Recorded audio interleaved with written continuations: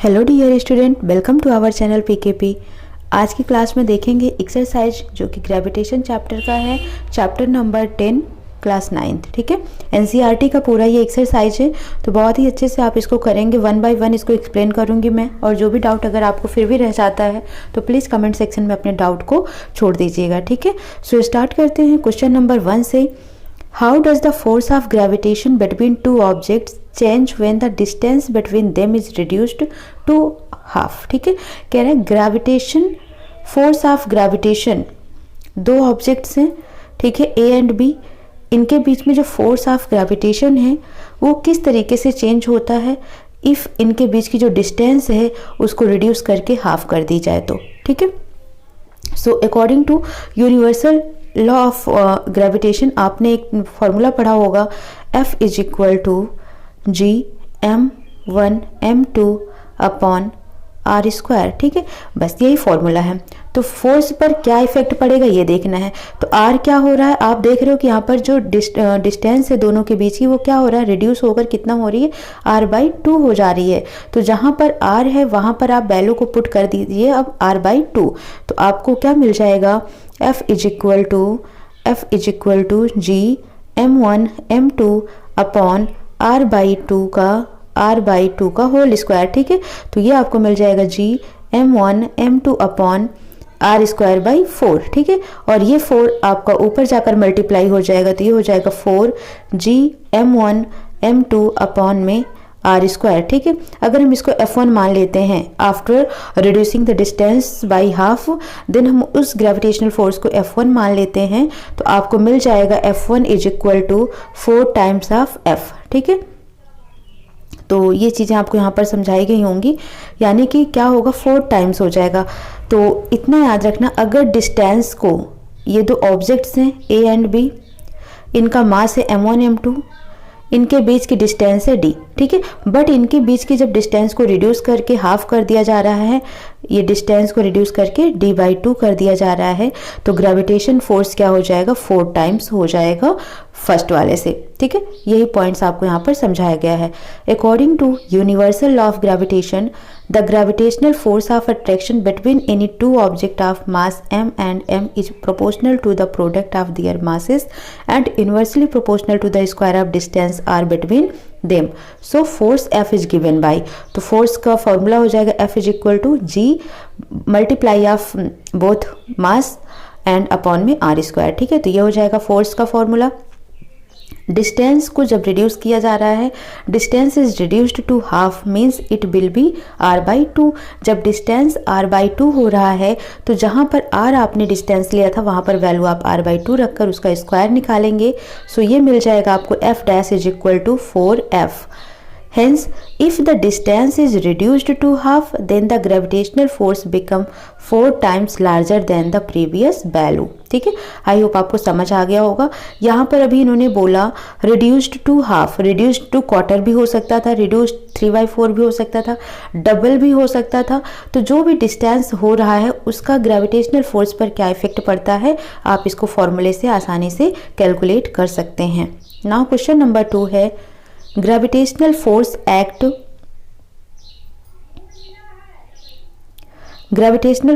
act on all objects in proportional to their masses. Why then a heavy object does not faster than a light object? ठीक है, ये आपको बताना है। All objects fall on ground with constant accelerations called accelerations due to gravity in the options of air resistance. ठीक है, तो कोई भी ऑब्जेक्ट फ्री फॉल करता है तो आपको पता है कि वहाँ पर जो एक्सीलरेशन होता है वो कांस्टेंट होता है, जिसको स्मॉल g से डिनोट किया जाता है। ठीक है, it is constant and does not depend upon the mass of an object.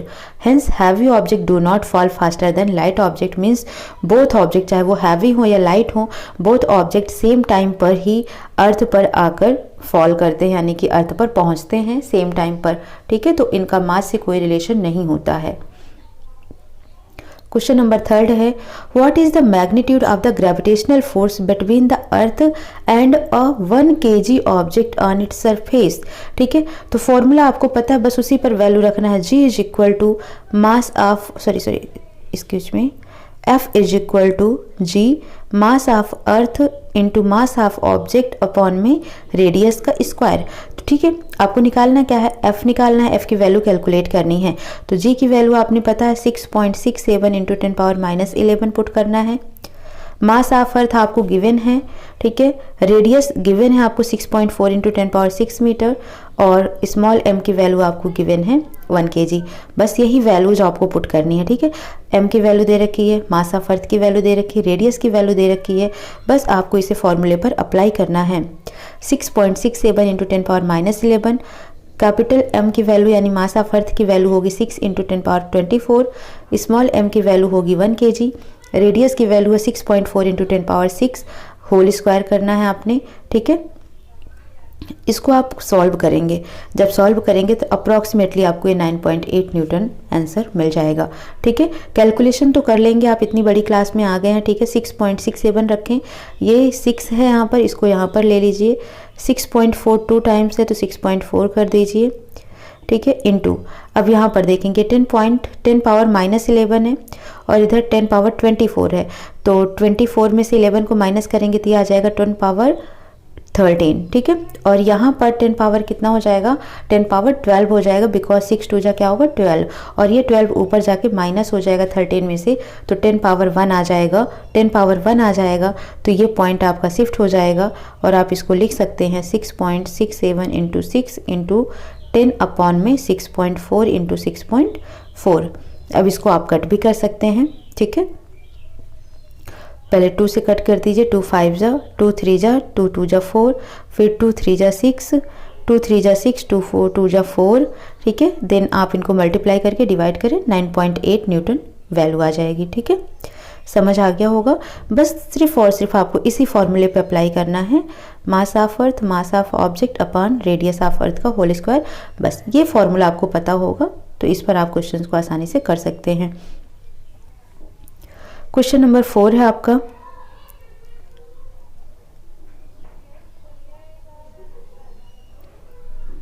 Okay. Question number 4 है, the earth and the moon are attracted to each other by gravitational force, does the earth attract the moon with a force that is greater or smaller or the same as the force with which the moon attract the earth and Y.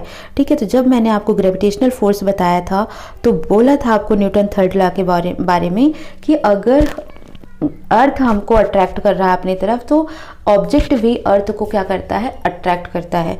कोई भी object है अगर ये अर्थ को attract कर रहा है, sorry अर्थ इसको अट्रैक्ट कर रही है, तो ये ऑब्जेक्ट भी अपनी तरफ अर्थ को अट्रैक्ट करता है सेम अमाउंट में but in opposite direction according to Newton's third law. So according to the universal law of gravitation, two objects attract each other with equal force but in opposite direction. The earth attracts the moon with an equal force with which the moon attracts the earth. So ये हो जाएगा, आप बोलेंगे yes it attract, और attract करता है तो कौन से लॉ के according, universal law of gravitation के अकॉर्डिंग। ठीक है, समझ आ गया होगा आपको क्वेश्चन नंबर 4। ना क्वेश्चन नंबर 5 है, if the moon attracts the earth why does the earth not move toward the moon. अभी क्वेश्चन आपसे पूछा गया कि इफ मून अट्रैक्ट अर्थ, अगर मून अर्थ को अट्रैक्ट करता है तो अर्थ मून के अराउंड क्यों नहीं घूमता है, क्योंकि आपने पता है कि मून क्या है, अर्थ का एक प्लैनेट है, ठीक है, सैटेलाइट है। तो जब ये अर्थ के चारों ओर ये जो सैटेलाइट है, मून इज अ सैटेलाइट, और ये आर्टिफिशियल सैटेलाइट ना होकर नेचुरल सैटेलाइट है, तो अर्थ की नेचुरल सैटेलाइट अर्थ के चारों ओर क्या करती है, रिवॉल्व करती है। ठीक है, तो यही पूछा जा रहा है कि जब ये दोनों एक दूसरे को अट्रैक्ट करते हैं according to universal law of gravitation, तो अर्थ मून के अराउंड में मूव क्यों नहीं करता है। ठीक है, या करना चाहिए। So the earth and moon experience equal gravitational force from each other. However, the mass of earth is much greater than the mass of moon. तो आपको पता है कि जो mass of earth है ये लगभग 100 times mass of moon के होता है। ठीक है, hence it accelerate at a rate lesser than the acceleration rate of the moon toward the earth. For this reason earth does not move toward the moon. ठीक है, क्योंकि जो अर्थ का मास होता है वो मून के मास के कंपैरिजन में मच ग्रेटर देन होता है, आप कह सकते हैं इस तरीके से। ठीक है, so accelerations at a rate lesser than the acceleration rate of the moon toward the earth, ठीक है। तो एक्सेलरेशंस रेट अगर मून की बात करें अर्थ के कंपैरिजन में तो कम होता है, जिसकी वजह से अर्थ रोटेट या रिवॉल्व नहीं कर पाता है मून के चारों तरफ। क्वेश्चन नंबर 6 है what happens to the force between two object, ठीक है। दो ऑब्जेक्ट हैं, उनके बीच में किस टाइप का फोर्स होगा। If the mass of one object is doubled, ठीक है, तो यहीं पर मैं आपको कैलकुलेट करके दिखा देती हूँ। देखो F is equal to formula क्या होता है, GM अपॉन आर स्क्वायर होता है when mass M of object is doubled, ठीक है। दैट मीन्स जो M की वैल्यू है वो क्या हो रही है, 2M हो जा रही है, डबल हो जा रही है। तो इस फॉर्मूले में आप क्या रखेंगे, 2M रखेंगे, ठीक है। तो 2M रखेंगे तो आप इस 2 को बाहर ले जाइए, ये हो जाएगा GMM अपॉन आर स्क्वायर। तो फोर्स क्या हो रहा है, F डैश की वैल्यू क्या हो रही है, 2 टाइम्स ऑफ फोर्स हो रहा है। इसका मतलब आप कह सकते हैं so as the mass of any one of the object is doubled the force is also doubled, ठीक है। तो बस अगर हाफ हो रहा है m इंटू एम, ये m की वैल्यू, क्योंकि जो ये फोर्स है ना directly proportional to of the product of mass होता है, directly proportional to the product of mass होता है। तो मास के साथ इसका डायरेक्टली रिलेशन होता है, मास इंक्रीज करेगा तो फोर्स भी इंक्रीज करेगा, मास डिक्रीज करेगा तो फोर्स भी डिक्रीज करेगा।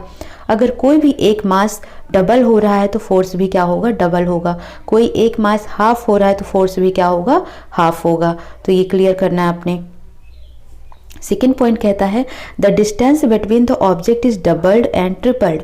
जो डिस्टेंस है जब वो डबल और ट्रिपल हो जाती है तो क्या होता है, तो यहाँ पर फोर्स का रिलेशन डायरेक्टली ऐसे देखो, force inversely proportional to distance square होता है, ठीक है। यही होता है जब डिस्टेंस डबल हो जा रही है, that means force inversely proportional to r की वैल्यू डबल हो रही है यानी कि 2r स्क्वायर हो रही है, तो ये हो जाएगा 1/4r स्क्वायर, यही तो होगा। इसका मतलब 1/4 हो रहा है, ठीक है। जब हम रेडियस को या डिस्टेंस को डबल कर रहे हैं तो फोर्स क्या हो रहा है, 1/4 हो जा रहा है फर्स्ट फोर्स से। तो आप यही लिखेंगे the force F is universally proportional to the distance between the object, है ना। अभी मैंने बताया F inversely proportional to the distance between the object. So if the distance between two object is doubled, देखो एक बार R की value आप 2r रखेंगे, एक बार R की वैल्यू आप 3r ट्रिपल रखेंगे, ठीक है। तो जब आप ट्रिपल रखेंगे तो यहाँ पर r स्क्वायर आपको क्या मिल जाएगा, is equal to 4r square, और यहाँ पर r स्क्वायर आपको क्या मिल जाएगा, is equal to 9r square. तो जब रेडियस डबल होगा तब जो फोर्स होगा वो 1/4 होगा इसके ओरिजिनल वैल्यू से, और जब रेडियस ट्रिपल होगा तो फोर्स 1/9 हो जाएगा इसके ओरिजिनल वैल्यू से, ठीक है। The gravitational force of attraction between them is reduced to 1/4 of its original value. Similarly, if the distance between two objects is tripled, then the gravitational force of attractions become 1/9 of its original value. बहुत ही small सा concept है, बहुत ही basic concept है। Inversely proportional to distance square होता है, जैसे जैसे ये डबल होगा तो स्क्वायर करके ही आप चेक करेंगे, ठीक है। तो अगर डबल हो रहा है तो ये 4r स्क्वायर हो जाएगा, इसका मतलब 1/4 रिड्यूस होगा। अगर ये ट्रिपल हो रहा है तो 9r स्क्वायर हो जाएगा, तो ये 1/9 रिड्यूस हो रहा है, 4 टाइम्स हो रहा है तो 4 जा 16r स्क्वायर हो जाएगा, तो ये 1/16 टाइम रिड्यूस होगा, ठीक है। तो इस तरीके से आप इसको आसानी से कर सकते हैं। थर्ड पार्ट पूछा है the masses of both object are doubled. जब दोनों का मास डबल कर दिया जाए तो आपने पता फोर्स डायरेक्टली प्रोपोर्शनल टू होता है m1 m2, और दोनों को ही डबल कर दिया जा रहा है तो ये क्या हो जाएगा 2m1 इंटू 2m2, है ना, और 2 जा 4m1 m2। इसका मतलब जो फोर्स होगा क्या होगा, वो 4 टाइम्स हो जाएगा। तो आप देख लें यही चीज़, force F is directly proportional to the product of both half masses. So if both the mass are doubled, then the gravitational force of attraction become 4 times the original value. कैसे हुआ 4 times, बताया मैंने आपको, क्योंकि ये universally directly proportional to m1 m2 होता है, दोनों ही डबल हो गए, ठीक है। 2m1 इंटू 2m2 किया आपने तो ये 2 जा 4 m1 m2 आ गया, और जो m1 m2 था यही हमारा फोर्स था, तो F dash is equal to हो जाएगा 4F के। क्लियर। क्वेश्चन नंबर 7 है what is the importance of universal law of gravitation. क्या इंपॉर्टेंस है यूनिवर्सल लॉ ऑफ ग्रेविटेशन की, ठीक है। तो बहुत सारी इसकी इंपॉर्टेंस हैं। तो फर्स्टली मैंने आपको इसके बारे में थ्योरी क्लास में डिस्कस किया है कि जो मून है रिवॉल्व करती है अर्थ के चारों ओर, जो अर्थ है सन के चारों ओर रिवॉल्व करता है। हम स्टैंडिंग पोजीशंस पर होते हैं अर्थ पर, ठीक है। कोई ऑब्जेक्ट है अर्थ की तरफ फ्री फॉल होता है, तो ये सब किसके कारण होते हैं? यूनिवर्सल लॉ ऑफ ग्रेविटेशन के कारण। तो यही सारी इंपॉर्टेंस है इसकी, बिकॉज जो ग्रेविटेशनल है ये क्या है? एक फोर्स है जो रिस्पॉन्सिबल होता है किसी भी ऑब्जेक्ट को बाइंड करके रखने का toward the earth. So the force that is responsible for binding us to the earth, that is gravitational force. The motion of moon around the earth, the motion of planets around the sun, the tides formed by rising and falling of water level in the ocean are due to the gravitational force exerted by both sun and moon on the earth. तो ये कुछ importance हैं जो कि given है, किसकी वजह से हैं ये होते हैं? तो ये ग्रेविटेशनल फोर्स के कारण ही होते हैं। तो ग्रेविटेशनल फोर्स इन सब चीज़ों के लिए रिस्पॉन्सिबल होता है। ना क्वेश्चन नंबर 8 है, what is the acceleration of free fall? ठीक है, तो ये एक्सेलरेशन ड्यू टू ग्रेविटी जो है वही है। Acceleration of free fall is the acceleration produced when a body falls under the influence of force of gravitation of the earth alone. ठीक है, जब कोई ऑब्जेक्ट फॉल कर रही है किसकी वजह से? ग्रेविटेशनल फोर्स के कारण, that is known as acceleration of free fall, denoted by small G and its value is 9.8 metre per second square. ठीक है, तो ये आपको याद रखना है। क्वेश्चन नंबर 9 है, what do we call the gravitational force between the earth and an object? तो जो ग्रेविटेशनल फोर्स होता है अर्थ और ऑब्जेक्ट के बीच में, उसे हम क्या कहते हैं? ये आपसे क्वेश्चन पूछा जा रहा है। So gravitational force between the earth and in object is known as the weight of the object. ठीक है, सो ग्रेविटेशनल फोर्स जो ऑब्जेक्ट और अर्थ के बीच में ही लगता है उसे ही वेट ऑफ द ऑब्जेक्ट बोला जाता है। ठीक है, question number 10, Amit buys few gram of gold at the pole as per instructions of one of his friend। ठीक है, पोल्स पर वो कुछ गोल्ड को खरीदता है। He hand over the same when he meet him at the equator. ठीक है, जब वो इक्वेटर पर अपने दोस्त को मिलता है तो उसको वो हैंड ओवर कर देता है, यानी अपने वो फ्रेंड को दे देता है। Will the friend agree with the weight of gold bought? क्या उसका जो फ्रेंड है वो एग्री करेगा उस गोल्ड के वेट से? If not then why? Hint, the value of g यानी स्मॉल जी जो होता है is greater at the poles than at the equator. ये आपको हिंट दे रखा है बिकॉज मैंने आपको एक्सप्लेन कर रखा है कि जो स्मॉल जी की वैल्यू होती है चेंज होती रहती है। तो पोल्स पर ये ग्रेटर देन होती है, इक्वेटर पर ये लेस देन होती है। ठीक है, तो यही है। तो weight of body on the earth is given by, weight को हम कैसे डिपेंड करते हैं? W is equal to M into G. अब जी की वैल्यू जहाँ पर ज़्यादा होगी वेट वहाँ पर क्या होगा? ज़्यादा होगा। तो जब जी की वैल्यू पोल्स पर ज़्यादा होगी इसका मतलब पोल्स पर वेट भी क्या होगा? ज़्यादा होगा। The value of G is greater at poles than at the equator, therefore gold at the equator weight less than at the poles. ठीक है, तो जो इक्वेटर पर गोल्ड होगा उसका वेट क्या होगा? लेस देन द पोल्स होगा। Hence Amit's friend will not agree with the weight of the gold bought. ठीक है, तो इसलिए आपको ये याद रखना होगा इस क्वेश्चन के से कि जो ग्रेविटी होती है जी होता है इसकी वैल्यू चेंज होती रहती है प्लेस टू प्लेस पर, और सबसे ज़्यादा इसकी वैल्यू पोल्स पर होती है और इक्वेटर पर इसकी वैल्यू लेस होती है। तो जब वैल्यू लेस हो रही है तो जो वेट होता है डायरेक्टली प्रोपोर्शनल टू ग्रेविटी होता है। सो जहाँ पर ग्रेविटी ज़्यादा होगी वहाँ पर वेट भी ज़्यादा होगा, जहाँ ग्रेविटी लेस होगी वहाँ पर वेट भी लेस होगा। ठीक है, तो इस तरीके से टोटल 10 क्वेश्चन आपके हो गए हैं। ओके, 11 भी कर लेते हैं क्योंकि टोटल 22 क्वेश्चन हैं, तो हाफ हाफ करके करते हैं। 11 क्वेश्चन है, why will a sheet of paper fall slower than one that is crumpled into a ball. ठीक है, तो कह रहा है जो एक थिन शीट होती है पेपर होता है वो स्लो फॉल करता है, जबकि अगर हम उसी बॉल को रैप करके उसको एक बॉल बना के फेंकते हैं तो वो ज़्यादा फास्ट गिरता है। When a sheet paper is crumpled into a ball then its density increases, hence resistance to its motion through the air decreases and its fall faster than the sheet of the paper। ठीक है, तो main reason क्या है? Because of the density, because density increase हुई। ठीक है, तो इसका जो मोशन था वो क्या हुआ? फास्ट हुआ और ये अर्थ पर पहले पहुंचेगी। तो इस तरीके से आपको याद रखना है। ठीक है, तो टोटल ये 21 क्वेश्चन 22 क्वेश्चंस में से हमने 11 क्वेश्चंस कर लिए हैं। नेक्स्ट 11 क्वेश्चंस को नेक्स्ट वीडियो में डिस्कस किया जाएगा, और अगर आपको कोई डाउट होता है तो आप कमेंट सेक्शन में बोल सकते हैं। ठीक है, और वीडियो कैसी लगी इसे में, ठीक है। तब तक आप वीडियो को देखते रहें और एंजॉय करें, ठीक है। पढ़ाई अच्छे से करें ताकि आप अच्छे नंबर स्कोर कर सकें। सो मिलते हैं नेक्स्ट क्लास में। Thank you for watching.